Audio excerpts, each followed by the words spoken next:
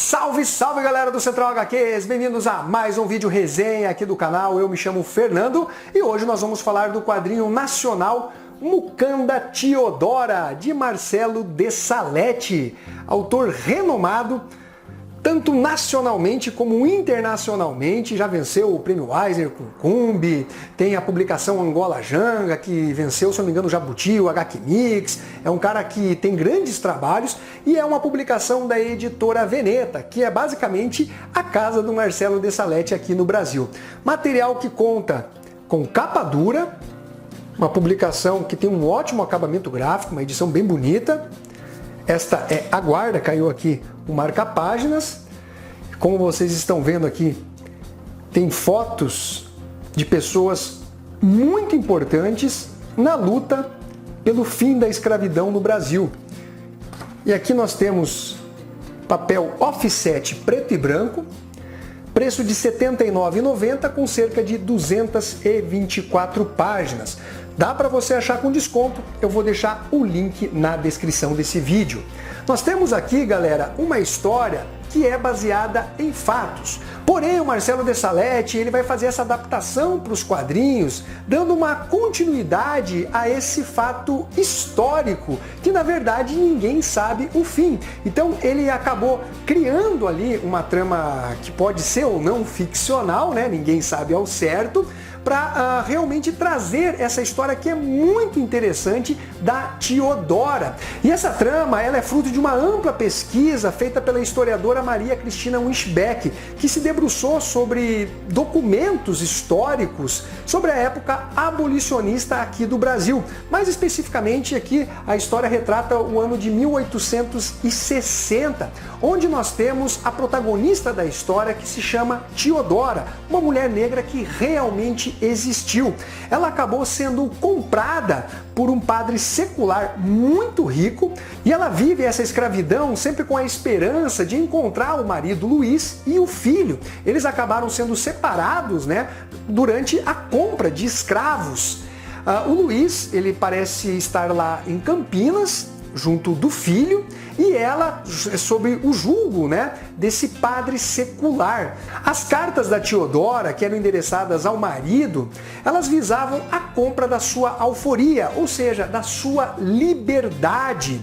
O lance, galera, é que ela não escrevia essas cartas. Quem acabou servindo como um escritor fantasma, basicamente se chamava Claro. E você tem aqui um momento em que os dois acabam se conhecendo e ele auxilia ela na escrita, até para que um tropeiro leve essa carta ao seu marido. Ela tem mais ou menos uma ideia de onde ele está e ela vive essa angústia, essa tristeza, né, de ser uma mulher escrava e estar separada da sua família. O título da publicação, Mukanda Teodora, pode ser lido como Carta Teodora, Escrita Teodora, que basicamente é o significado da palavra Mukanda. E isso é dito dentro da publicação, já no texto introdutório, que também traz extras simplesmente espetaculares, para vocês verem como realmente foi um trabalho de ampla pesquisa, tanto da historiadora Maria Cristina, como do próprio Marcelo de Salete. Então você tem aqui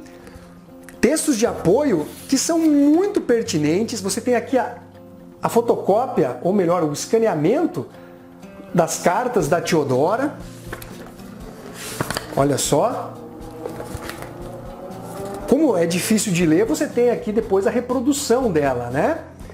Então é um trabalho realmente muito bem feito. Aqui fotos mais ou menos da época. Aqui o grande Luiz Gama, né, um advogado negro que lutou durante muitos e muitos anos pelos direitos dos escravos, em ter a sua libertação. Você tem até um mapa aqui, ó, da cidade de São Paulo, da época, no caso, né, a província de São Paulo, ó, uma cronologia da luta contra a escravidão em São Paulo. Tudo realmente é muito bem feito.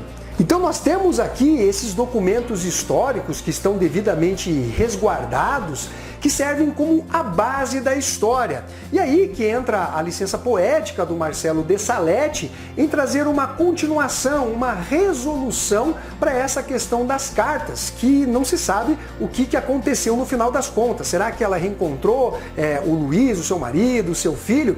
E eu gostei bastante em como o Marcelo de Salete dramatiza tudo isso. Ele realmente insere outros personagens que trazem assim uma força para a trama, como o personagem Benê, que é um garotinho que se torna o responsável por entregar essa carta nas mãos do Luiz, o marido da Teodora.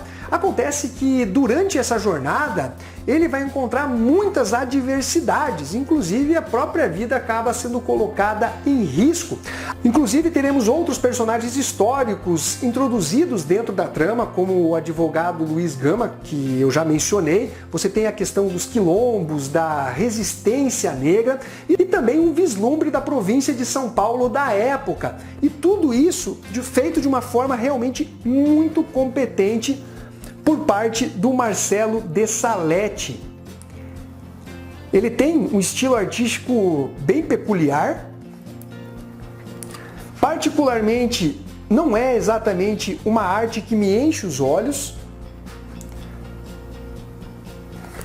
Eu achei que, em relação a outros trabalhos, que inclusive já tiveram resenha aqui no Central HQs, a questão da dinâmica dos personagens quadro a quadro, eu acho que melhorou consideravelmente nesta edição aqui de Mukanda Teodora. Em Cumbi, em Angola Janga, eu tinha a impressão que os personagens eram desenhados meio engessados, sabe? Sem aquela movimentação que se espera dentro de uma narrativa em quadrinho. Aqui, particularmente, essa é a minha opinião pelo menos, eu sinto uma maior fluidez por parte dele. Então aqui a gente tem, na minha opinião, obviamente, uma melhora no trabalho narrativo do Marcelo de Salete em relação ao seu trabalho artístico.